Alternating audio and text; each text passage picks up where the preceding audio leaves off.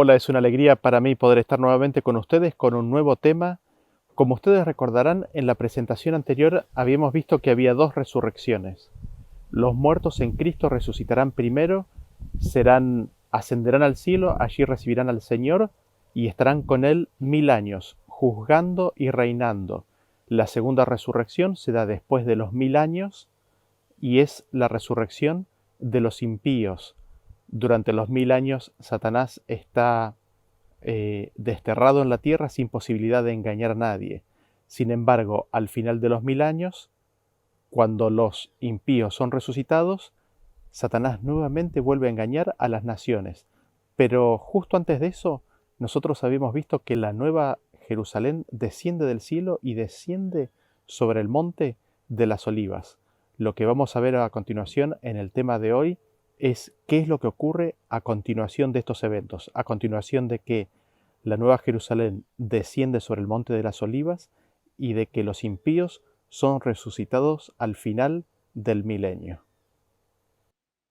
Y comenzamos leyendo en Ezequiel capítulo 38 a partir del versículo 3, que nos dice así: Y di, así ha dicho Jehová el Señor, he aquí yo estoy contra ti, oh Gog, príncipe soberano de Mesec y Tubal, y te quebrantaré y pondré garfios en tus quijadas, y te sacaré a ti y a todo tu ejército, caballos y jinetes, de todo en todo equipados, gran multitud con paveses y escudos, teniendo todos ellos espadas, Persia, Cus y Fud con ellos, todos ellos con escudo y yelmo, Gomer y todas sus tropas, la casa de Togarma, de los confines del norte y todas sus tropas, muchos pueblos contigo. Vemos que nos dice que Dios está en contra de Gog. ¿Quién es Gog? Y aquí Gog, en esta historia, como lo vamos a poder ver, eh, está simbolizando a Satanás, está simbolizando al enemigo de Dios, y nos dice que Dios está en contra de él. ¿Y qué es lo que va a hacer Dios con él? Lo quebrantará, pondrá garfios o ganchos y los sacará, ¿no? Los sacará a él y a todo su ejército. Nosotros vamos a ver cómo eso ocurre un poquito más adelante. Pero el milenio acaba de ocurrir, el milenio ha terminado, los impíos han sido resucitados y nos dice que Dios lo sacará a él a la luz, lo sacará, lo traerá, ¿no? ¿Cómo hará esto? Y no solamente que viene él, sino que vienen muchos ejércitos con él, vienen muchos pueblos. En el versículo 7 dice, le dice a Gog, ¿no? Le dice Dios a Satanás: prepárate y apercíbete, tú y toda tu multitud que se ha reunido a ti, y sé tú su guarda, ¿no? Es interesante porque Dios le reclama, le dice a Lucifer, ¿no? A Satanás: tú sé la guarda, sé tú el protector de toda la multitud que se te ha unido a ti.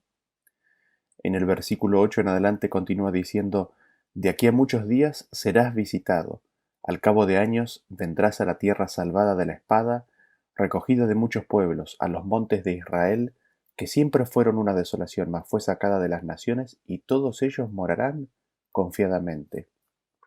Al cabo de muchos días, Satanás va a ser visitado, y esto es después de que hayan sucedido o pasado muchos días, ¿no? 1000 años han pasado. Y nosotros vemos aquí que Gog les promete de que va a recibir la visitación de Dios, ¿no? Después del milenio será visitado por Dios. Y no podemos menos de dejar de recordar el tema 19, ¿no es cierto? La visitación de Dios. ¿En qué consiste la visitación de Dios? Y nos dice, fíjense que dice vendrás, ¿no? Vendrás a la tierra salvada de la espada. Antes había dicho el versículo que Dios lo iba a sacar. Ahora viene Él por su propia voluntad. Y esto no deja de hacerme recordar eh, cómo yo saco a mi gato, ¿no? Si quiero que mi gato se mueva de un lugar a otro o quiero trasladarlo, que lo haga él voluntariamente, lo que hago es saco la comida y el gato automáticamente se va a dirigir hacia donde está la comida. Y si quiero que entre, abro la comida adentro, si quiero que salga, abro la comida afuera y él sale, ¿no? Y Dios ha hecho algo que consiste, como veremos ahora enseguida a continuación. Dios ha hecho algo que va a mover a Satanás, y así es como Dios lo saca afuera, así es como Dios lo trae. Y así es como Él solo viene, ¿no? ¿Qué es lo que Dios ha hecho? Ha descendido con la Nueva Jerusalén sobre el Monte de Olivos. Y eso solo ha levantado o ha hecho surgir la maldad en el corazón de Lucifer. Lo veremos ahora. Eh, Interesante, ¿no? Viene Él solo a una tierra que es salvada de la espada. El pueblo de Dios ha sido salvado de la espada. El pueblo de Dios ha sido rescatado de la violencia. Y contra ellos viene Gog, contra ellos viene Satanás. Dice, recogida de muchos pueblos. El pueblo que está en la Nueva Jerusalén es el pueblo remanente, es el remanente de todas las naciones que aceptaron a Cristo como su rey, como su líder y que rechazaron a Satanás. Sin embargo, que aceptaron a Cristo y ellos están juntos allí en la Nueva Jerusalén, que ha descendido del cielo. Es el remanente de todas las naciones. Sigue diciendo en el versículo 9, subirás tú y vendrás como tempestad, como nublado para cubrir la tierra serás tú y todas tus tropas y muchos pueblos contigo.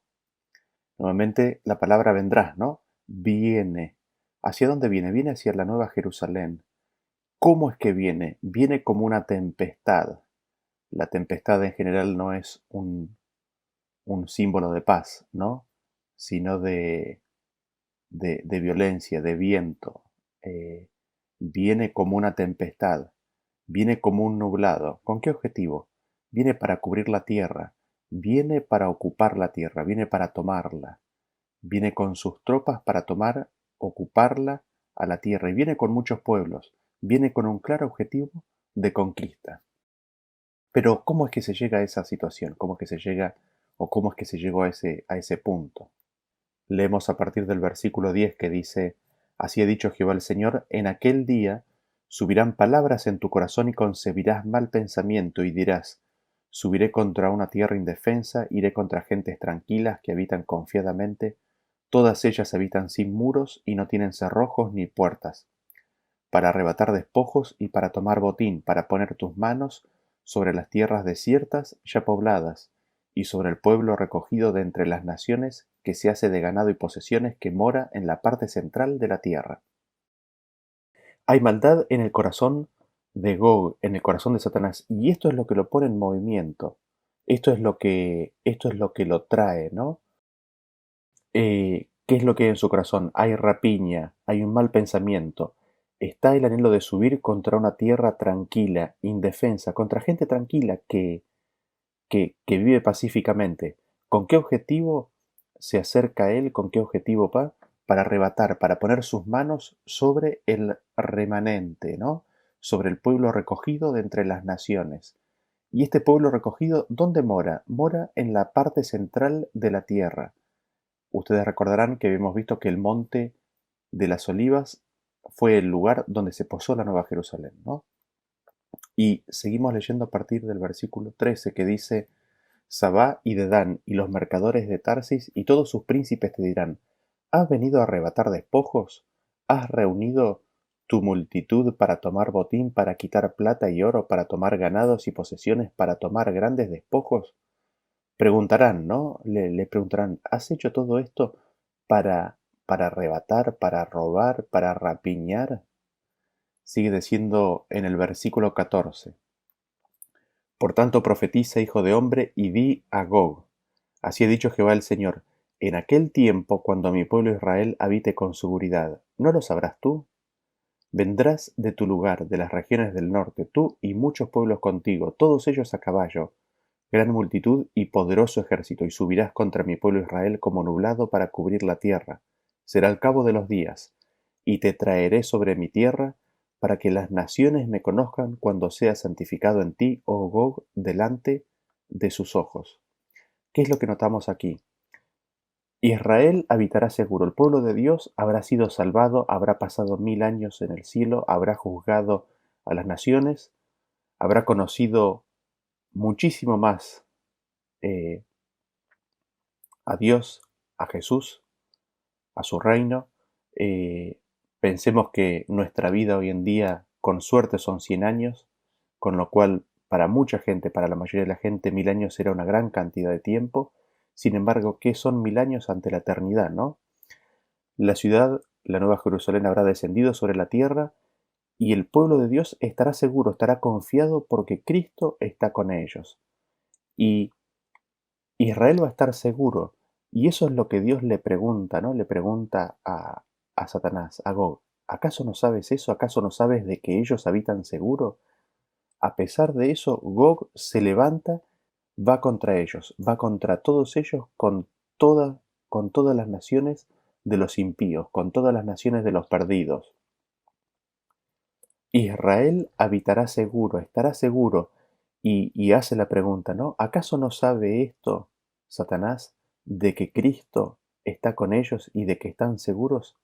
A pesar de eso, la maldad de Satanás no puede ser contenida y insta a todas las naciones de los impíos a ir en contra de la Nueva Jerusalén.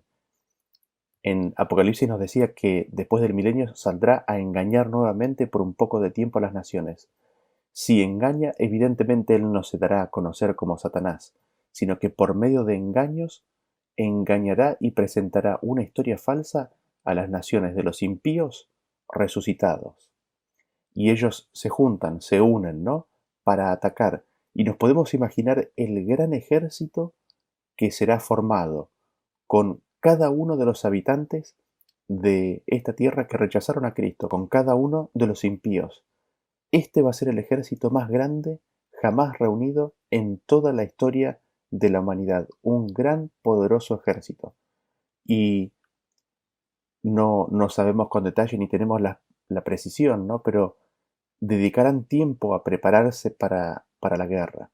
Se prepararán, construirán armamentos, se alistarán y marcharán formados en contra de la ciudad. El versículo nos dice al cabo de los días, ¿no? Que esto ocurrirá al final de los días. Esto es después del milenio, cuando ellos avanzan contra la Nueva Jerusalén. Vean ustedes que el versículo dice que Dios le dice a Gog, ¿no? A Satanás, te traeré sobre mi tierra. ¿Cómo es que Dios lo trae? Dios lo trae simplemente al poner a la Nueva Jerusalén en el monte de las Olivas. Allí, al estar el pueblo de Dios y la Nueva Jerusalén, hace que la maldad de Lucifer, la maldad de Satanás, automáticamente busque y vaya en busca de pelea y de conquistar esa tierra y a esa gente. Y noten ustedes para qué trae Dios a quién, a Satanás. ¿Para qué lo trae alrededor de la ciudad? ¿Qué es lo que está buscando Dios con todo esto? Está buscando de que conozcan a Dios, de que conozcan la obra de Dios. Noten ustedes que nos dice de que Dios será santificado en Gog, Dios será santificado en Lucifer. La obra que Dios va a hacer contra Lucifer será mostrada y será evidenciada como santa. Y vamos a ver esto en los próximos versículos, ¿no? La obra de Dios, el castigo que Dios hará sobre Lucifer, el castigo que Dios hará sobre Satanás, será demostrada como una obra santa por parte de Dios. Sigue diciendo en el versículo 17, así ha dicho Jehová el Señor, ¿no eres tú aquel de quien hablé yo en tiempos pasados? Por mis siervos los profetas de Israel, los cuales profetizaron en aquellos tiempos que yo te había de traer sobre ellos. Y aquí vemos que Dios profetizó de que Lucifer haría esto. Dios anticipó que el mal subiría en el corazón de Lucifer, el mal propio que tiene Satanás, y que él solo vendría a atacar al pueblo de Dios. Sin embargo, se dice que Dios lo hace venir. Se dice que Dios lo hace venir simplemente por la acción de Dios de poner a la Nueva Jerusalén sobre el monte de las Olivas, hace que el mal que está en Lucifer entre en acción. Por eso se dice que Dios lo hace venir, ¿no? ¿Y cómo es que viene? Viene solo, viene solito en su afán de conquistar, en su afán de destruir. Y nosotros encontramos esto en Apocalipsis capítulo 20, a partir del versículo 7, que dice, cuando los 1000 años se cumplan, Satanás será suelto de su prisión y saldrá a engañar a las naciones que están en los 4 ángulos de la tierra, a Gog y a Magog, a fin de reunirlos para la batalla, el número de los cuales es como la arena del mar, y subieron sobre la anchura de la tierra y rodearon el campamento de los santos y la ciudad amada. Así vemos que, ¿qué es lo que hace Satanás? Al final del milenio, estando los impíos resucitados, Satanás los junta para la batalla, los junta para conquistar, para destruir a la Nueva Jerusalén. Y nosotros leemos de que la ciudad queda totalmente rodeada por las naciones de los impíos. Y nos preguntamos, ¿no? ¿Cuál es la protección de la ciudad de la Nueva Jerusalén? Lo encontramos en Zacarías capítulo 2 a partir del versículo 4, que dice así: Y le dije, corre, habla a este joven diciendo, sin muros será habitada Jerusalén, a causa de la multitud de hombres y de ganado en medio de ella. Yo seré para ella, dice Jehová, muro de fuego en derredor, y para gloria estaré en medio de ella. Jehová mismo es la protección de la Nueva Jerusalén. Jehová, que es fuego consumidor, será muro de fuego en derredor de la ciudad. Y seguimos leyendo en Ezequiel capítulo 38, en el versículo 18 dice: En aquel tiempo, cuando venga Gog contra la tierra de Israel, dijo Jehová el Señor, subirá mi ira y mi enojo, porque he hablado en mi celo y en el fuego de mi ira. Que en aquel tiempo habrá gran temblor sobre la tierra de Israel, que los peces del mar, las aves del cielo, las bestias del campo y toda serpiente que se arrastra sobre la tierra, y todos los hombres que están sobre la faz de la tierra temblarán ante mi presencia, y se desmoronarán los montes, y los vallados caerán, y todo muro caerá a tierra. Cuando venga Gog contra la tierra de Israel, ¿no? Cuando Satanás venga contra la Nueva Jerusalén, junto con todas las naciones, cuando Satanás venga contra los salvos, contra los que están dentro de la ciudad, nos dice de que subirá la ira y el enojo de Dios. Y nosotros hemos cubierto qué es la ira de Dios y nosotros hemos cubierto qué es el enojo de Dios, ¿no es cierto? El furor, su ira. Y noten ustedes lo que dice Sofonías, ¿no? Capítulo 3, versículo 8 dice: Por tanto esperadme, dice Jehová, hasta el día que me levante para juzgaros, porque mi determinación es reunir las naciones, juntar los reinos para derramar sobre ellos mi enojo, todo el ardor de mi ira, por el fuego de mi celo será consumida toda la tierra. Y aquí nosotros vemos por qué dice que Dios lo trae, ¿no? Cuando Él viene solo. Vemos que la voluntad de Dios es juntar a todas las naciones, es juntar a todos los reinos de los impíos, es juntar a todos y juzgarlos a ellos todos juntos allí, es juntar y derramar sobre ellos el enojo y el ardor de su ira. Es decir, la voluntad de Dios es darles a ellos todos juntos la voluntad que ellos han elegido, que es el de no tener la presencia de Dios. Ellos vienen solos porque quieren conquistar a la ciudad. Y es allí donde Dios derrama su enojo, es allí donde derrama el ardor de su ira. Porque es interesante, en el versículo de Ezequiel nos dice de que Dios ha hablado, ¿no? Les ha hablado a ellos. Les ha hablado en el celo y en el fuego de la ira. Y aquí nosotros notamos dos aspectos, ¿no? De los cuales hemos mencionado anteriormente. El celo es el amor de Dios, ¿no? Y el fuego de su ira es justamente ese fuego que se enciende. ¿Por qué? Porque Dios los abandona, porque Dios los deja librados a las consecuencias de sus propias acciones. Y es en la combinación de estas dos cosas juntas, ¿no? Que Dios les habla. Él tiene amor por su creación, sin embargo, lo han elegido fuera de su vida. Y Dios manifestará, les dará eso, les dará su ausencia, les dará el rechazo. Y lo que nos dice es de que todos los pueblos que estén de pie ante la Nueva Jerusalén temblarán ante su presencia. ¿Y qué es lo que ocurrirá? Dios, al manifestar su ira, nos dice que se desmoronarán los montes, los vallados caerán y todo muro caerá a tierra. Y destacamos aquí en esta parte de que los vallados caerán, todo muro caerá. Ahora las consecuencias del pecado en su totalidad son depositadas sobre ellos. El pecado, con todas sus consecuencias, va a caer con su inmenso peso sobre cada uno de los habitantes de la tierra que están fuera de la Nueva Jerusalén.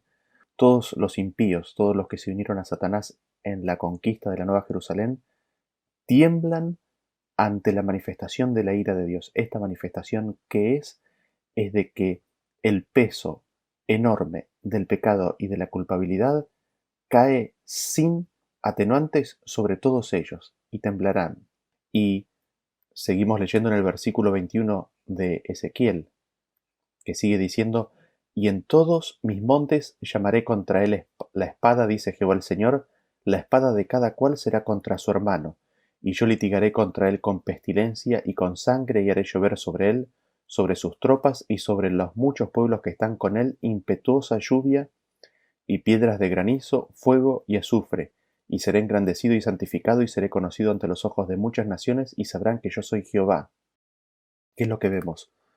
Vemos que se cae todo muro, se caen los vallados, el peso del pecado en su totalidad cae sobre cada uno de ellos, y Dios llama con su palabra la espada contra él. ¿Contra quién? Contra Satanás. ¿Cómo lo hace?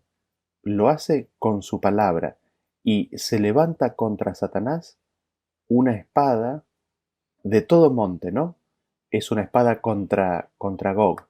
No solamente ocurre esto, sino que hay una espada de todos contra todos. Todos se levantan contra todos. Y respecto de Satanás, esto lo vamos a cubrir en un tema más adelante, pero lo siguiente que notamos es de que una vez que se caen los muros, las naciones enteras que están rodeando a la Nueva Jerusalén para conquistarla se vuelven unos contra otros. Empieza una lucha feroz de todos contra todos. Lo siguiente que notamos es de que Dios tiene un litigio. Dios lucha contra él, dice, contra Magog, ¿no?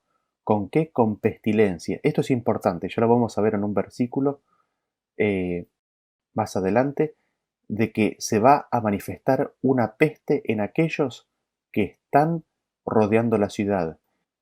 Dios litigia contra ellos con pestilencia y con sangre. Dios tiene un litigio contra Satanás que es con pestilencia y con sangre. Y esto, por supuesto, nos hace recordar a Deuteronomio capítulo 32, donde Dios le advierte al pueblo de Israel, ¿no es cierto?, de que si no seguían, si no oían su voz, si no seguían su pacto, iba a haber espada por fuera y pestilencia por dentro. Y esto es aquí lo que vemos que ocurre con Satanás, que es lo que ocurre con las naciones que vienen en contra de la Nueva Jerusalén. Por afuera espada, por dentro pestilencia. Y nos dice que en esta obra que Dios hace en ellos, Él será engrandecido y santificado. La obra que Él hace es santa. Y vamos a ver por qué se dice esto de la obra que Dios hace con ellos. Y me gustaría destacar de este versículo, de estos versículos que leímos de Ezequiel 38, la secuencia, ¿no? Nos dice que Dios los trae, sin embargo ellos vienen solos. ¿Por qué?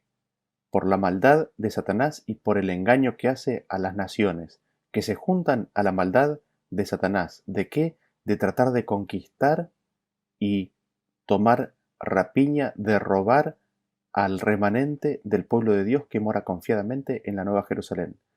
Se dice que Dios los trae, ¿por qué? Porque pone a la santa ciudad y esto se transforma en algo irresistible para la maldad de Satanás. Entonces viene él solo, y así se cumple la voluntad de Dios, de juntar a todas las naciones. ¿Para qué? Para juzgarlas. Se juntan todas las naciones y se derrama la ira de Dios. ¿En qué consiste la ira de Dios? Se cae todo vallado, se cae todo muro. El peso completo de los pecados cae sobre cada uno de ellos. ¿Y qué es lo que sucede a continuación? Después de que cae todo vallado, todo muro, contra Gog se levanta una espada, contra Satanás hay una espada que viene de todo monte. No solamente eso, sino que dice que la espada de todos será contra su hermano, ¿no? Todos contra todos. Hay una escena de conflicto terrible, de todos contra todos. Y luego nos dice que Dios litiga o pelea contra ellos con pestilencia y con sangre. Como hicimos referencia, con espada por fuera y con pestilencia por dentro. Y luego vemos que hay una lluvia de fuego, granizo y azufre. Como consecuencia de todo esto que sucede, Dios es engrandecido y santificado, será conocido ante los ojos de muchas naciones. Y nos preguntamos, ¿no? ¿Cómo es que se desencadena todo esto? ¿Cómo es que ocurre todo esto? ¿Qué información adicional tenemos y encontramos en las Escrituras? Volvamos un poco entonces al hecho de que se acercan los impíos a la Nueva Jerusalén. Han rodeado la ciudad, la quieren conquistar. ¿Qué sucede? Lo vemos en Apocalipsis capítulo 20 a partir del versículo 11 que dice: Y vi un gran trono blanco y al que estaba sentado en él, de delante del cual huyeron la tierra y el cielo, y ningún lugar se encontró para ellos. Y vi a los muertos grandes y pequeños de pie ante Dios, y los libros fueron abiertos, y otro libro fue abierto, el cual es el libro de la vida, y fueron juzgados los muertos por las cosas que estaban escritas en los libros según sus obras.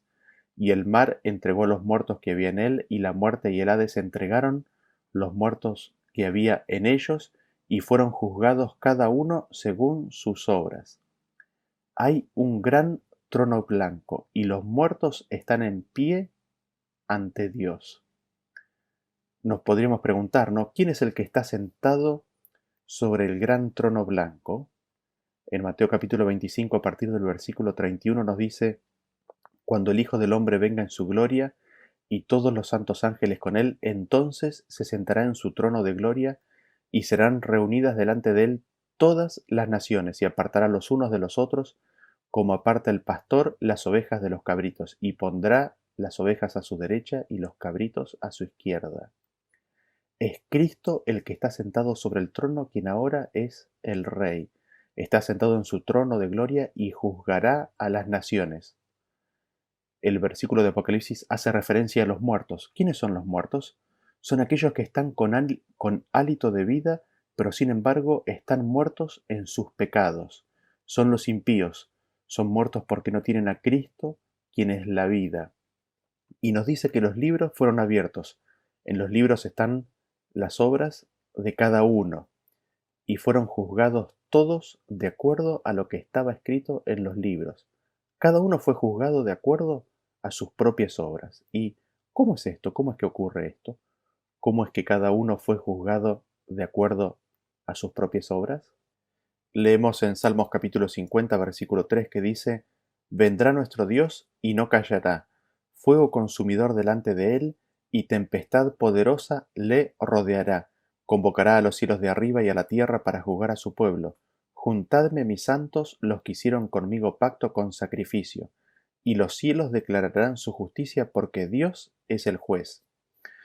Dios es el juez, y nosotros vemos que Dios, el Padre, le da todo el juicio a Cristo, y Cristo se sienta como juez para juzgar a las naciones, y tiene juntos a todos sus santos. Se ha juntado a sus santos en la ciudad. Aquellos que le aceptaron, aquellos que le siguieron, están junto con él ahora. Y nos preguntamos, ¿cómo es que Cristo juzga? Y lo vemos ahí, Cristo juzga declarando la justicia de Dios. Declarando la justicia de Dios es como Cristo juzgará.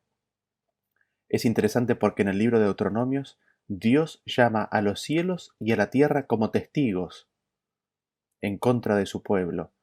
Dios llama a los cielos de que le sean testigos, y nosotros vemos aquí que en el juicio Dios llama al cielo para que sea testigo, y nos dice que el cielo declarará la justicia de Dios. No sabemos en detalle cómo esto ocurrirá, pero los cielos darán testimonio, serán testigos ante el universo entero de la justicia de Dios. En el día del juicio, el cielo declarará, manifestará, dará a conocer la justicia de Dios. Y nosotros habíamos visto qué es la justicia de Dios. La justicia de Dios son los 10 mandamientos. Pero no solamente eso. En Romanos nos decía que aparte de la ley, aparte de los 10 mandamientos, aparte de la letra de los 10 mandamientos, la justicia de Dios se manifestó en la vida de Cristo aquí en la tierra. Así vemos que a toda la multitud presente, los cielos, a toda la multitud presente, los cielos declararán la justicia de Dios. A toda la multitud presente de los impíos que está fuera de la ciudad, alzarán los ojos y verán en los cielos la justicia de Dios. Verán su ley, verán sus mandamientos, verán la vida de Cristo en la tierra haciendo bien. Se les mostrará la vida de Cristo aquí en la tierra. ahora que la justicia de Dios es manifestada, es revelada, es dada a conocer en el cielo, como en una visión panorámica, ahora que la vida de Cristo ha sido declarada, Dios es conocido por ellos ahora. No que antes no pudieran, por supuesto que sí pudieron. De hecho, de ellos, la Biblia dice que Dios dice, me cansé llamando a un pueblo contradictor. Como dice Romanos, son sin excusa. Pero ahora pueden ver el papel que cada uno de ellos jugó en este conflicto. Y cada ser podrá abrir las páginas de su memoria, porque somos como libros, en cada uno de nosotros tenemos la memoria de nuestra vida. Los justos tendrán la justicia de Dios grabada en sus corazones, los impíos tendrán su pecado grabado con punta de diamante en su ser, y podrán ellos ver su camino, su vida, las elecciones que hicieron, el rol que ellos jugaron en esta gran controversia. Al contemplar la justicia de Dios en los cielos, entonces ocurrirá lo siguiente. Filipenses 2:10 nos dice, para que en el nombre de Jesús se doble toda rodilla de los que están en los cielos y en la tierra y debajo de la tierra, y toda lengua confiese que Jesucristo es el Señor, para gloria de Dios Padre. Habiéndose dado a conocer la justicia de Dios en los cielos, nos dice que Jesús será reconocido por todos. Todos reconocerán que Jesús es Señor para la gloria del Padre. Todo ser reconocerá la justicia de Dios en poner a su Hijo como Rey. Todo ser reconocerá la justicia de Dios en su accionar. Todos reconocerán la justicia de Dios en depositar su ira sobre los impíos que están fuera de la ciudad. Esto incluyendo los impíos mismos que están fuera de la ciudad. Y nosotros tenemos de que Cristo es coronado Rey, Cristo es declarado Rey, Cristo es declarado Señor por todos. Los justos que están dentro de la ciudad, arrobados, henchidos de amor por su Señor y por su Salvador. Sin embargo, los impíos que están fuera de la ciudad reconocen a Cristo por fuerza de la verdad, no porque en ellos haya amor o dedicación o, eh, o, o enamoramiento de Cristo. La verdad declarada y manifestada en el juicio les impele a declarar la verdad de que Jesucristo es el Señor, de que Dios es justo, de que es justo de que ellos estén fuera de la ciudad. Y nos preguntamos, ¿qué sucede ahora con los impíos? Ellos han visto la justicia de Dios. Los cielos han dado testimonio, han salido como testigos de la justicia de Dios, y los impíos han tenido una revelación de lo que Dios hizo por ellos. Toman un conocimiento más exacto, más detallado del amor con el que Dios intentó alcanzarlos tantas veces, pero que sin embargo rechazaron constantemente. En ese sentido, Cristo, el esplendor de la gloria de Dios, les habrá sido manifestado, su vida aquí en la tierra les habrá sido manifestada. Y esa gloria de Dios, las Escrituras nos dicen que es como fuego consumidor. Ese amor de Dios, ese carácter, ese sacrificio que Él hizo por cada uno de ellos, les será manifiesto. Y los impíos mirarán sus vidas y se darán cuenta de que han luchado contra Dios, se darán cuenta de que han crucificado a Cristo, de que lo han echado, lo han expulsado de sus vidas. Ven con horror que han amado el engaño, ven con horror que han elegido el engaño, y que han elegido aquello que parecía que los llevaba a la felicidad, era en realidad elegir una patraña, era elegir mentiras. ¡Qué locura se dan cuenta!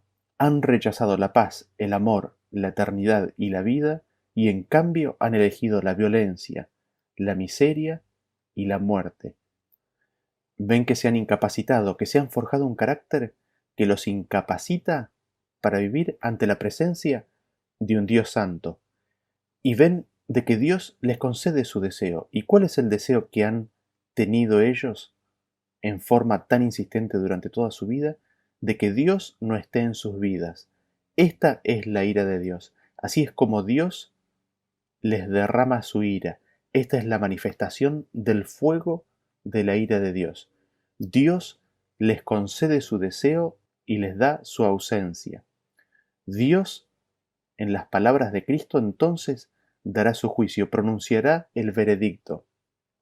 Cristo les dirá en Mateo, como dice en Mateo capítulo 25 a partir del versículo 41, Cristo les dirá a los de la izquierda: apartaos de mí, malditos, al fuego eterno preparado para el diablo y sus ángeles. Esta es la ira de Dios. Esta es la palabra que enciende el fuego. Con solo esa palabra se enciende un fuego en los malos. ¿Qué es este fuego eterno? Los impíos han visto lo que han hecho a los demás y toman conciencia y se dan cuenta que es como si se lo hubiesen hecho a Cristo mismo. Ven lo que han sembrado y ven lo que ahora están a punto de cosechar. Y nos preguntamos, ¿cómo es esta cosecha? ¿Cómo es este juicio? En Salmos capítulo 9, versículo 16 dice: El Señor fue conocido en el juicio que hizo. En la obra de sus manos fue enlazado el malo. Meditación para siempre, Selah. Los malos volverán al sepulcro, todos los gentiles que se olvidan de Dios. Versión Sagradas Escrituras. Noten ustedes que dice que los malos volverán al sepulcro. ¿Por qué dice o usa la palabra volverá? Es una referencia directa al momento posterior a la segunda resurrección. Es una referencia directa a este momento que estamos estudiando cuando los impíos están rodeando a la ciudad. ¿Por qué? Porque nos dice que son vueltos al sepulcro. Ya habían estado antes, resucitan en la segunda resurrección y son vueltos. La pregunta que nos hacemos es ¿cómo, no? Y nos dice cuál es el juicio que Dios hace. En la obra de sus manos es enlazado el malo. El juicio que Dios ejecutará es de que Él dejará que el malo sea enlazado en la obra de sus propias manos. Él dejará el impío librado a la totalidad de sus consecuencias. Él dejará que el pecado dé su paga. En Isaías capítulo 66, versículo 15 dice: Porque aquí que Jehová vendrá con fuego y sus carros como torbellino, para descargar su ira con furor y su reprensión con llama de fuego. Porque Jehová juzgará con fuego y con su espada a todo hombre, y los muertos de Jehová serán multiplicados.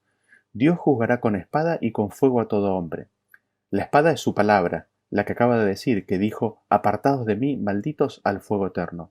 Ese fuego era originalmente preparado para el diablo y sus ángeles, pero ahora los humanos se le han unido voluntariamente y nos volvemos a preguntar, ¿qué es ese fuego eterno? En Salmos 11, capítulo 5 dice: Jehová prueba al justo, pero al malo y al que ama la violencia su alma los aborrece. Sobre los malos hará llover calamidades. Fuego, azufre y viento abrasador será la porción del cáliz de ellos. Porque Jehová es justo y ama la justicia, el hombre recto mirará su rostro. Nos dice que Dios hace llover sobre los malos calamidades, fuego, azufre y viento abrasador. Nos dice que esa es la porción de ellos, de los malos. Es la copa de ellos, es la copa propia de ellos. El cáliz propio de ellos es fuego, azufre y viento abrasador. Son las ascuas de fuego que están acumuladas en el cáliz propio. Nos dice que en cambio el recto mirará a Dios. El impío no podrá. Y nos volvemos a preguntar, ¿cómo es este fuego? ¿Cómo es que se ejecuta este juicio de Dios? En Salmos 34, versículo 21 dice: Matará al malo la maldad, y los que aborrecen al justo serán condenados. ¿Qué es lo que mata al malo? Es la maldad. Esto todavía no ha pasado. La mayoría de los malos de este mundo aún no han sido muertos por la maldad. Y nos dice que la maldad matará al malo. El que aborrece al justo será condenado.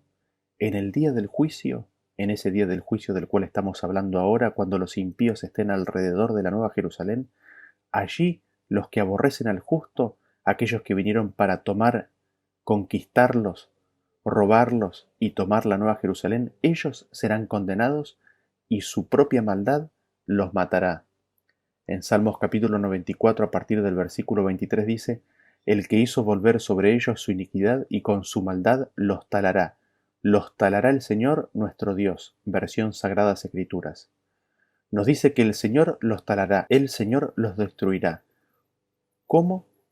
Con su maldad, con la maldad de ellos. Él volverá sobre ellos su propia maldad. Dios los destruirá con la maldad propia que ellos tienen. Y leemos en Proverbios capítulo 11, versículo 5 que dice, la justicia del perfecto enderezará su camino, mas el impío por su impiedad caerá. La justicia de los rectos los librará, mas los pecadores serán atrapados en su pecado. El impío caerá por su pecado, el pecador será atrapado en su pecado.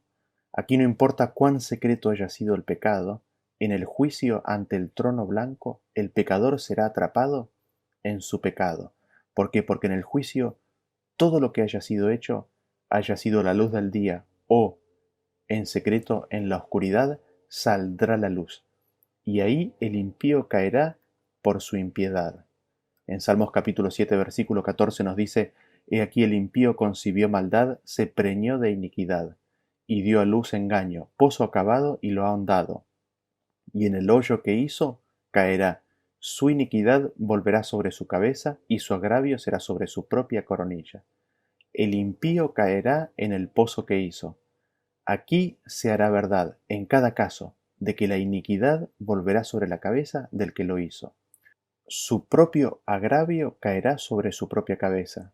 En Salmos capítulo 9, a partir del versículo 15 dice, Se hundieron las naciones en el hoyo que hicieron, en la red que escondieron fue tomado su pie. Jehová se ha hecho conocer en el juicio que ejecutó, en la obra de sus manos fue enlazado el malo. Las naciones enteras de los impíos que se juntaron para luchar contra la Nueva Jerusalén, contra el pueblo de Dios, se hundirán en la trampa que ellos mismos han cavado. El malo es enlazado en su propia maldad. Ellos serán enlazados en su propia maldad. En Gálatas capítulo 6, a partir del versículo 7 nos dice, No os engañéis, Dios no puede ser burlado, pues todo lo que el hombre sembrare, eso también segará. Porque el que siembra para su carne, de la carne segará corrupción, mas el que siembra para el espíritu, del espíritu segará vida eterna. Y aquí tenemos el principio establecido y declarado por Dios. Es el principio de la siembra y la cosecha. El hombre cosechará su maldad, magnificada. ¿Cuál es la siembra? La siembra es la suma de las decisiones de cada persona. Son las decisiones que cada hombre ha ido tomando. El hombre cosechará los frutos de su siembra. Los impíos que estarán alrededor de la ciudad cosecharán los frutos de su maldad. Cosechará el resultado de sus propias decisiones. Todos ellos que sembraron para la carne, de la carne cosecharán. Las decisiones que han sido tomadas para el estado del ser que es llamado de la carne, que es aquel que está manifestado por el amor propio, por el amor eros, aquello que es simplemente para el deleite de la carne, para la vanagloria de la vida, para la altivez de los ojos, dará su seguro fruto en ese momento. Esa será la cosecha. El estado mental tiene su influencia y correspondencia en el ser, en el aspecto material, y eso también se manifestará. El cuerpo manifestará la cosecha de aquello que se ha elegido, de la suma de las decisiones. De la carne propia se cosechará corrupción, de su propio estado espiritual cosechará corrupción que se manifestará en el cuerpo. De esa siembra para la carne viene la cosecha que procede de la carne. De su propia maldad, de su propia iniquidad, el hombre recibirá fruto en su propia carne en forma de corrupción. Ustedes recordarán que habíamos visto que la palabra de Dios es para los que la rechazan un fuego. En Jeremías 5:14 decía aquí, Yo pongo mis palabras en tu boca por fuego y a este pueblo por leña y los consumirá. La palabra de Dios puesta en la boca por el profeta de Dios es puesta por fuego. El pueblo es leña. Este fuego, esta palabra los consumirá. Es decir, la misma palabra de Dios consume al pecador como fuego. Jeremías 23:29 dice, ¿No es mi palabra como fuego, dice Jehová, y como martillo que quebranta la piedra? La palabra de Dios es como fuego, la palabra de Dios es como martillo que quebranta piedra. La palabra de Dios, cuando es rechazada y consiguientemente es rechazada la presencia de Dios, viene a ser un fuego. La palabra de Dios es fuego cuando se la rechaza, es fuego al que la rechaza. Y nos preguntamos cómo, ¿no? Este cómo es en el día del juicio. En Juan capítulo 12, versículo 47 dice, Al que oye mi palabra y no las guarda, Yo no le juzgo, porque no he venido para juzgar al mundo, sino a salvar al mundo. El que me rechaza y no recibe mi palabra, tiene quien le juzgue. La palabra que he hablado, ella le juzgará en el día postrero. Y aquí tenemos el día postrero, el día en el cual aquellos que le hayan rechazado recibirán la palabra de Jesús que los juzgará. Esa palabra es la que leímos recién, que decía: apartados de mí, hacedores de maldad. Jesús no juzga al que no guarda su palabra. Es la propia palabra de Jesús la que juzga al que le rechaza. Y así es como la palabra viene a ser fuego. La palabra de Cristo rechazada viene a ser un fuego en el día postrero, en el día del juicio final. Y es esa palabra la que juzga al pecador. Es esa palabra la que es un fuego en la mente del impío que está parado fuera de la Nueva Jerusalén. En Ezequiel capítulo 20, 47 dice: y dirás al bosque del Negev: oye la palabra de Jehová. Así ha dicho Jehová el Señor: he aquí que yo enciendo en ti fuego, el cual consumirá en ti todo árbol verde y todo árbol seco. No se apagará la llama del fuego, y serán quemados en ella todos los rostros, desde el sur hasta el norte, y verá toda carne que yo Jehová lo encendí y no se apagará. Dios enciende fuego en el bosque. Recuerden que los árboles son símbolos del hombre. Dios enciende con su palabra fuego y son quemados los rostros, son quemados todos los rostros. Es un fuego que Dios enciende y es un fuego que no se apaga. Y quizás ahora lo que tengamos que recordar es la experiencia de Cristo en la cruz. Y en ese sentido, si aún no lo ha hecho, le recomendamos que vea el tema número 33, Jesús y la paga del pecado. En, en resumen, y quizás lo que podríamos destacar es de que solamente en la cruz nosotros aprendemos que el pecado es muerte. Es en la cruz donde vemos que es el pecado el que lleva a la muerte. Es en la cruz que vemos que la paga del pecado eh, es la muerte. Es en la cruz que vemos al pecado en acción dar su paga. Nunca antes la humanidad lo había podido ver hasta ese momento, pero en la cruz, en Cristo, que bebió de esa copa, Cristo fue herido por nuestras rebeliones. Y nos preguntamos, ¿no? ¿Qué es lo que vivió Cristo? ¿Cómo Cristo vivió esa experiencia?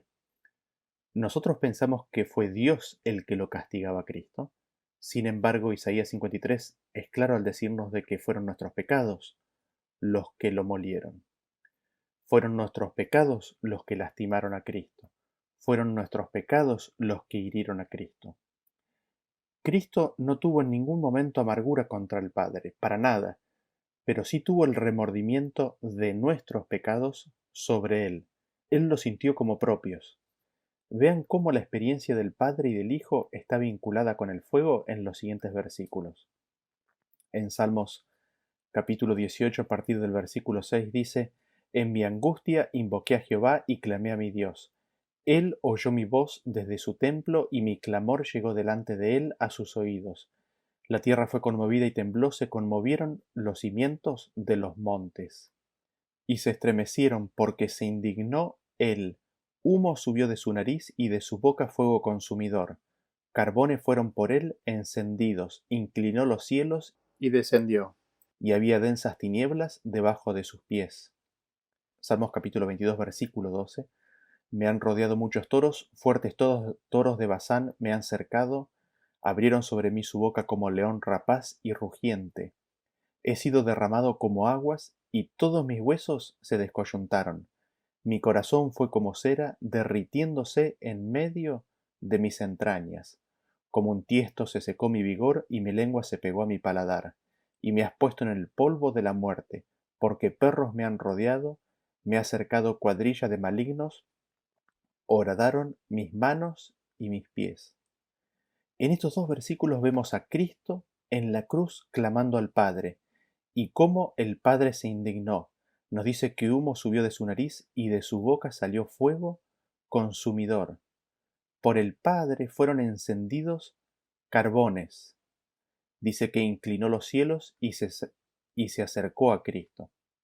Pero Cristo tenía el peso de todos nuestros pecados sobre sus hombros. El peso de nuestros pecados le ocultaba el rostro del Padre. A sus ojos, el pecado del mundo sobre sus propios hombros le impedía ver el otro lado de la tumba. Él estaba experimentando la ira de Dios, la separación de Dios por causa del pecado. Y así fue como los carbones fueron encendidos que derritieron su corazón. No por el pecado propio que él tuviera, sino por el nuestro. Y ese pecado le impedía seguir viendo el rostro del Padre. ¿Y qué es lo que sucedía en Cristo? El corazón de Cristo fue como cera, se derritió en medio de sus entrañas. Esa angustia que Cristo atravesó en esas horas terribles fueron como un fuego para sus entrañas que derritieron a su corazón. Nosotros sabemos que finalmente Cristo murió con el corazón roto. El corazón se le rompió. En Salmos capítulo 69, versículo 20 dice: La afrenta ha quebrantado mi corazón y estoy acongojado. Y esperé quien se compadeciese de mí y no lo hubo, y consoladores y ninguno hallé. En Salmos 40:12 dice: Porque me han cercado males hasta no haber cuánto. Me han nacido mis maldades y no puedo ver, se ha aumentado más que los cabellos de mi cabeza, y mi corazón me falla. Sagradas Escrituras. Así, hubo un fuego en la cruz que derritió su corazón. Así Cristo gustó la muerte por todos. Cristo gustó una muerte que Adán no gustó, que Enoc no gustó. Cristo gustó una muerte que Moisés no gustó. Cristo gustó una muerte que tampoco Elías gustó. Así Jesús fue el primero que vivió la paga del pecado. Esa es la primera muerte. Por eso Jesús se lo llama el primogénito de los muertos. Es la muerte la que trae el pecado. Lo que mató a Jesús fue el pecado. Nosotros cuando leemos el registro de la crucifixión de Cristo, vemos que Él murió antes de lo esperado. En Juan capítulo 19 nos cuenta el hecho de que porque Cristo fue crucificado un viernes y el día siguiente era de reposo, había un apuro para que los que estaban colgados sean muertos, para que no estén colgados durante el día de reposo. Así es que buscan apresurar la muerte de aquellos que estaban colgados. Y nos dice el versículo 31, dice: rogaron a Pilato que se les quebrasen las piernas y que fuesen quitados de allí. Vinieron pues los soldados y quebraron las piernas al primero y asimismo al otro que había sido crucificado con él, es decir, con Jesús. Mas cuando llegaron a Jesús, como le vieron ya muerto, no le quebraron las piernas. Jesús había muerto antes que los demás. Jesús había muerto por una condición diferente a la de estar colgado de la cruz. De hecho, esto parecería que sorprendió a los soldados. ¿Por qué? Porque no le quebraron las piernas, pero le atravesaron con la lanza para confirmar, para verificar de que él realmente estaba muerto. En 1 Corintios capítulo 15, versículo 3 dice: Porque primeramente os he enseñado lo que asimismo recibí, que Cristo murió por nuestros pecados conforme a las Escrituras. Cristo murió por nuestros pecados, fueron nuestros pecados los que mataron a Cristo. En Isaías 53, versículo 5 dice: Mas el herido fue por nuestras rebeliones, molido por nuestros pecados, el castigo de nuestra paz fue sobre él, y por su llaga fuimos nosotros curados. Cristo fue herido por nuestras rebeliones y fueron nuestros pecados los que lo molieron. Así Cristo vivió la muerte que trae el pecado, solo que Él vivió la muerte de mi pecado, de tu pecado, de nuestro pecado, no del pecado propio. Cristo vivió esa muerte que trae el pecado para que nadie la tuviera que vivir. Sin embargo, todos aquellos que rechazaron a Cristo ahora están fuera de la ciudad. Rechazaron a Cristo y lucharon contra Cristo y sus seguidores. Y ahora todo muro se cae. Ahora el peso de las acciones, el peso de sus pecados cae sobre ellos. ¿Por qué? Porque los cielos han declarado la justicia de Dios. Los cielos han sido testigos del amor de Dios en la entrega de su Hijo. Los cielos han declarado la ley de Dios. Los cielos han declarado la vida de Cristo haciendo solo bienes, y la suma de esa vida de Cristo viene a ser ascuas sobre sus cabezas. Ahora ellos tienen el remordimiento, tienen como en letras de fuego los mandamientos de Dios aquellos que tanto despreciaron. Y ahora tienen que vivir la experiencia de Cristo. Ahora ellos viven y conocen y reciben la separación eterna de Dios. Ahora ellos reciben y conocen la ira de Dios. Ahora conocen y reciben lo que significa el pecado, la separación eterna de Dios, que es la fuente de la vida. Consiguientemente, ellos conocen que van a recibir la pérdida de la vida eterna.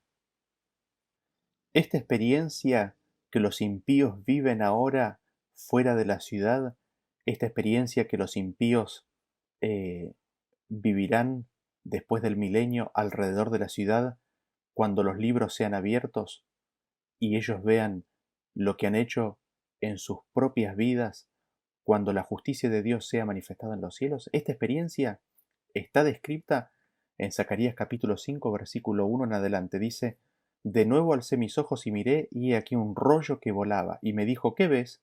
Y respondí: Veo un rollo que vuela de 20 codos de largo y 10 codos de ancho. Entonces me dijo: Esta es la maldición que sale sobre la faz de toda la tierra, porque todo aquel que hurta, como está de un lado del rollo, será destruido, y todo aquel que jura falsamente, como está del otro lado del rollo, será destruido. Yo la he hecho salir, dice Jehová de los ejércitos, y vendrá a la casa del ladrón y a la casa del que jura falsamente en mi nombre, y permanecerá en medio de su casa, y la consumirá con sus maderas y sus piedras. ¿Qué es el rollo? El rollo es la ley de Dios. De un lado del rollo está el octavo mandamiento: no hurtarás. Del otro lado del rollo, o en la primera tabla de la ley, está: no tomarás el nombre de Jehová en vano, lo cual se hace al jurar falsamente. El rollo es la justicia de Dios, que está en los cielos. Los cielos dan testimonio de la justicia de Dios. El rollo está en el cielo, está volando en el cielo, vuela en el cielo.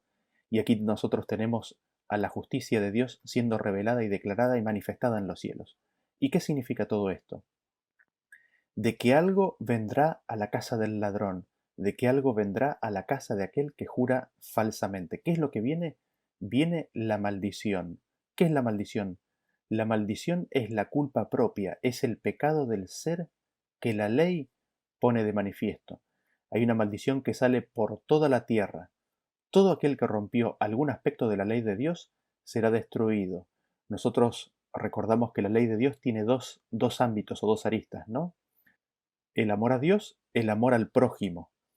Y es en el rompimiento de esta ley que una maldición sale sobre todo aquel que la rompe. Esas palabras de la ley estarán en la mente del pecador y permanecerán en su mente, permanecerán en su casa, en su conciencia. Y la angustia será tan grande que terminará consumiendo a esa casa, terminará consumiendo sus maderas y sus piedras. La angustia del alma por lo que ha hecho terminará consumiendo al ser. Los pensamientos del pecador son sus acusadores, y no podría sufrir una tortura más intensa que los aguijones de sus propios pensamientos que lo acusan, día y noche sin descanso. Esa es la agonía de los impíos. La ley de Dios condena a todo aquel que obra maldad. Y hoy día en esta tierra uno puede desatender esa voz, puede tratar de acallar las advertencias. Sin embargo, es en vano. ¿Por qué? Porque en todas partes esa ley de Dios va a seguir al pecador, y en última instancia se va a hacer manifiesto en el día del juicio, cuando todas las naciones estén reunidas al final del milenio. ¿Y qué es lo que sucederá ahí? La ley de Dios será dada como testimonio. El cielo será testigo y testificará respecto de la ley de Dios, dará testimonio contra todos los pecadores en el juicio, y este testimonio será como un fuego inextinguible. Será imposible apagar ese fuego que la palabra de Dios habrá prendido, y consumirá al final el alma y el cuerpo. Así es como el pecado dará su paga, que es la muerte. el cuerpo no resistirá el fuego de la maldad consumiendo, así como tampoco el cuerpo de Jesús lo soportó en la cruz. Así como el cuerpo de Jesús no soportó nuestra maldad en la cruz y su corazón se derritió y murió, así también el cuerpo de los impíos no resistirá el fuego de la maldad propia consumiendo. Las palabras de Dios, su ley, en la mente serán un acusador contra todos los impíos que están fuera de la ciudad. Las palabras de Dios, su ley, el testimonio de Cristo, la vida de Cristo, serán un acusador contra el ser del cual no tendrá reposo. Sus propios pensamientos serán sus acusadores. El ser no tendrá reposo en condenarse a sí mismo por su propia vileza y maldad. Así es como el hombre segará corrupción de la carne. En Isaías 9:18 dice: Porque la maldad se encendió como fuego, cardos y espinos devorará, y se encenderá en lo espeso del bosque, y serán alzados como remolinos de humo. Por la ira de Jehová de los ejércitos se oscureció la tierra, y será el pueblo como pasto del fuego, el hombre no tendrá piedad de su hermano. Cada uno hurtará a la mano derecha y tendrá hambre, y comerá a la izquierda y no se saciará. Cada cual comerá la carne de su brazo. Así vemos cómo la maldad se enciende como un fuego. ¿En dónde? En los cardos y espinos, en aquellos hombres que rechazaron y expulsaron el Espíritu de Dios de sus vidas, en aquellos hombres y mujeres que cometieron el pecado contra el Espíritu Santo y que ahora están afuera de la ciudad. La maldad en ellos se encenderá y los consumirá. Así es como el pecado dará su paga. Y quedan bastantes versículos todavía por considerar respecto de la experiencia de los impíos en aquel momento. Sin embargo, por falta de tiempo no los estamos pudiendo incluir en este tema. Los invitamos a ver el próximo tema, el fin de los impíos, para terminar de considerar, o quizás no terminar, pero sí por lo menos tener una idea bastante completa y acabada de lo que será la experiencia de los impíos al final del tiempo. Así que nos vemos en el próximo tema. Gracias por escuchar y que Dios los bendiga. Hasta luego.